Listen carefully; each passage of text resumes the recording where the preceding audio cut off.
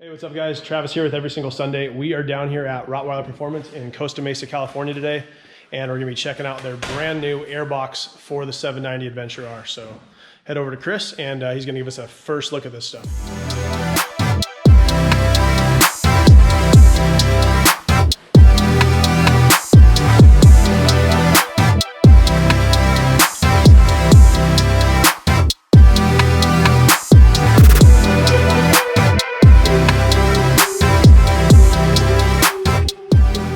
Alright guys, here at Rottweiler Performance with Chris the owner, and we are taking a look at the brand new AirBox for the 790. First video look. So this is still the prototype, but it's about 95% of the way there. There's a couple changes we're going to make. We have like an indent right here that we had for the wiring harness. We found out that we don't need this. So this is going to go away, so it's going to be basically uniform looking after this. And what we found, which is very cool, is normally the wiring harness kind of goes along the subframe here. We found that we could reroute it and kind of hide it all down in here. So now it just makes the bike look that much cleaner, which is super cool. So we're going to make a little change down here to add some room for the harness to kind of pass through here. Making a couple changes right here for make some more room for these clips, because the clips get kind of close. Gotcha. Nobody's going to want to scratch this carbon. Exactly. We've got, this is a billet filter plate that we've got right here. Now this is a prototype that's very close to what it's going to look like, but this is going to be injection molded out of the same material that we use on our 1190, 1290 Adventure base plates, which is a super tough material. It's a nylon product. So that's going to be done, and all of this is going to have some draft in it, so it's going to be very aerodynamic. So what this entire thing is literally one velocity stack into two velocity stacks, so it's just funneling all the air directly in there. And our claim to fame is keeping the flow of air direct. Right. Where you're not, every time you change directions with air, it slows down the velocity, it slows everything down, it's loss of power. So we have everything coming in there direct.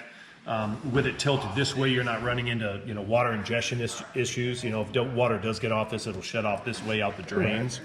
If you put the filter on the top, you've got water ingestion issues where it's going to get in there. It's not going to Right, so it can go in one side, right back out the other. Exactly. Nice. Exactly. And we never really had water issues on any of our intake systems. You're actually better off with something like this because it's a lot easier to drain if you submerge your bike. You're pretty much screwed either way, but with this, you're less screwed. I'll let you know how it happens when I submerge mine, because it's gonna happen. I've been practicing. I saw the video, yeah. Outside of that, we've got this beautiful we call this our splash guard here. So we needed to create this piece to basically take over the back of the stock AirBox is kind of part of the wheel well here. So we are going to cover the back side of this with like a thicker clear bra right here. So in case this thing gets pelted with anything right here. So we're going to have some clear bra that'll cover that. Gotcha. And we think it'll hold up quite well. We know that it does, but we're going to go get that tested. The other thing we did is we fixed this right here. So you can see this channel actually follows this tube. We'll show you this other bike here, and you can see they had a little bit of an afterthought here where they had designed this tube to come in here. What I think they did is somebody at the last moment realized that they could pop the side pod in by hand, and they needed to make room for this tab, so they moved this tube over. So it just doesn't look very pretty. So obviously something changed after this thing was... Right, and the parts were already molded? It was molded, yeah. So we fixed that, and so now you can see, the gap in here is near perfect. We made this thing, fit nicer than stock. It looks absolutely phenomenal. Yeah. I'm really, really happy how this thing turned out.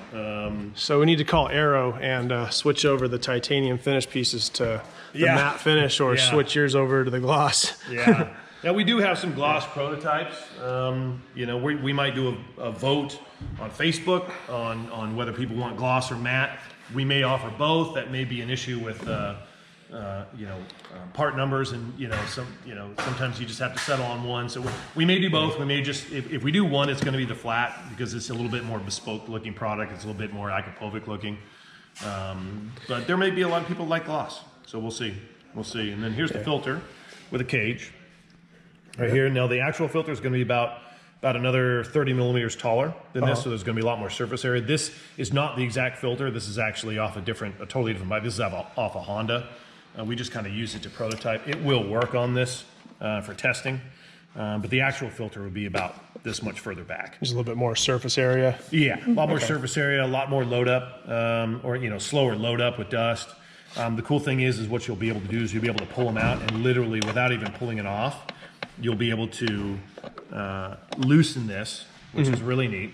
All you do is you'll be able to loosen it, literally flip it upside down, and then put it on. This is a uni product we use. This is off an XR400 we just use for prototyping.